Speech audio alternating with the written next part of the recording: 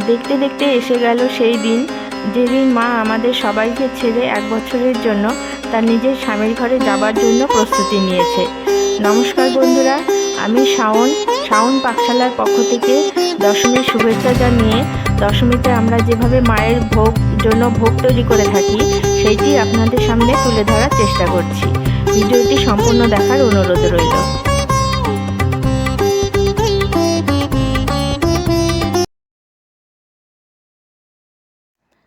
রান্না শুরু করছি শাওন পাকশালা কবিতার ছন্দে। ভিডিও দেখে রান্না করুন মনের আনন্দে। নমস্কার বন্ধুরা, শাওন পাকশালাতে সবাইকে স্বাগত জানাই। আজকে আমি বানাবো দশমী স্পেশাল, মা যেটা খেয়ে নিয়ে মহাদেবের কাছে যান সেটাই আমি আজকে বানাবো। আমি একটু রাত্রে ভাত বেঁচে গেছিলো, ওই ভাতটাকে জলে ভিজিয়ে রেখেছিলাম। ওই পান্তা ভাত, কচুর শাক আর 5 রকমের ভাজা। এখন আমি আস্তে আস্তে কচুর শাকটা নিচ্ছি। কচুর শাকটা আমি কেটে নেব। আমি কচু শাকটা নিয়ে নিয়েছি। এখন আমি কচু শাকগুলো এই আঁশগুলোকে ছাড়িয়ে নিয়ে ভালো মতো করে কেটে নেব।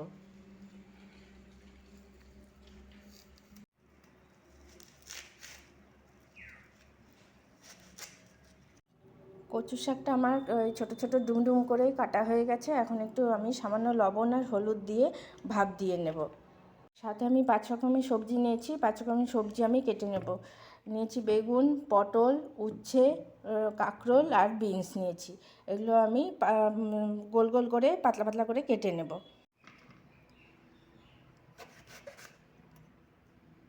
পাঁচ রকমের সবজিগুলো এইভাবে আমি কেটে নিয়েছি। এখন আমি একে একে সব সবজিগুলো ভেজে নেব।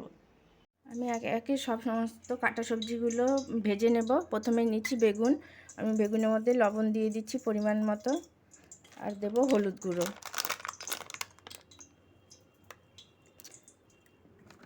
বেগুন ভাজাটা কেটে নিয়ে ভাজা করতে বসিয়ে দিচ্ছি।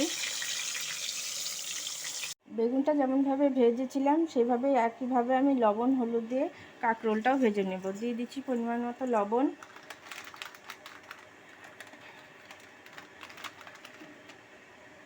দিয়ে দিচ্ছি হলুদ গুঁড়ো।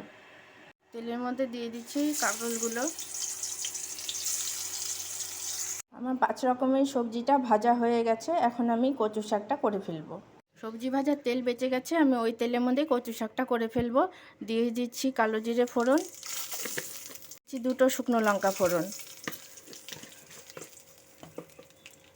আর আমি ছোলা ভিজিয়ে রেখেছিলাম সেই ছোলাটা দিয়ে দিচ্ছি।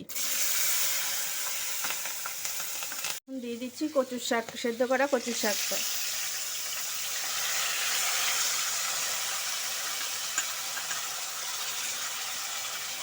পরিমাণ মতো লবণ সেদ্ধ করার সময় তো লবণ দিয়েছিলাম, এই জন্য এখন আমি অল্প পরিমাণে লবণ দিলাম। দিয়ে দিচ্ছি হলুদের গুঁড়ো,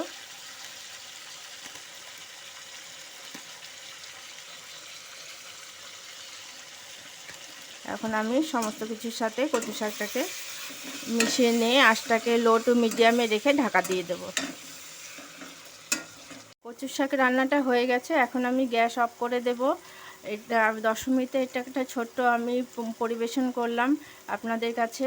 আপনাদের যদি ভালো লেগে থাকে তাহলে আমার চ্যানেলটিকে সাবস্ক্রাইব করবেন, লাইক করবেন, শেয়ার করবেন এবং কমেন্ট করে আমার পাশে থাকবেন।